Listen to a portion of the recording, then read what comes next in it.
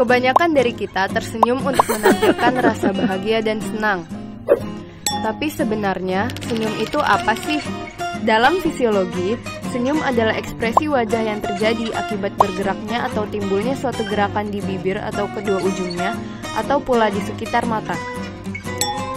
Tapi tahukah kamu, selain menggambarkan kebahagiaan, senyum juga dapat memberikan banyak manfaat bagi tubuh kita loh.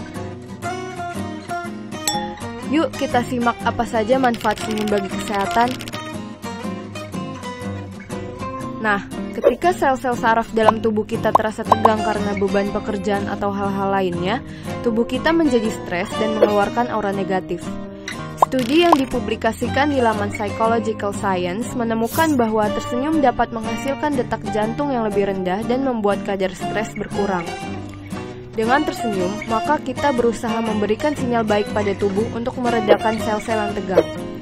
Selain itu, tersenyum juga bisa meningkatkan kekebalan tubuh kita. Saat kita tersenyum, sistem imun dalam tubuh kita akan melonjak tinggi yang membuat kita merasa lebih rileks. Tersenyum juga bisa membuat tekanan darah kita lebih rendah dari biasanya. Senyuman bisa melepaskan molekul persinyalan di otak untuk melawan stres dan penyakit. Di sisi lain, berpikiran negatif bisa menurunkan sistem kekebalan tubuh. Tersenyum juga bisa memperlambat munculnya keriput di wajah kita. Perlu kita ketahui bahwa cemberut memerlukan usaha lebih keras dibandingkan dengan tersenyum. Keriput di dahi menandakan seringnya orang tersebut marah. Sedangkan bibir yang sering ditekuk ke bawah akan meninggalkan bekas keriput di garis bibir, pipi, dan dagu. Cemberut juga membutuhkan otot yang lebih banyak ketimbang tersenyum. Saat cemberut, ada 43 otot yang bekerja, sementara tersenyum hanya membutuhkan kerja 17 otot. Paru-paru dan jantung juga bisa ikut sehat karena tersenyum loh. Ketika kita tersenyum dibarengi dengan tawa, paru-paru bisa mengembang dan menjadi terisi oksigen lebih banyak.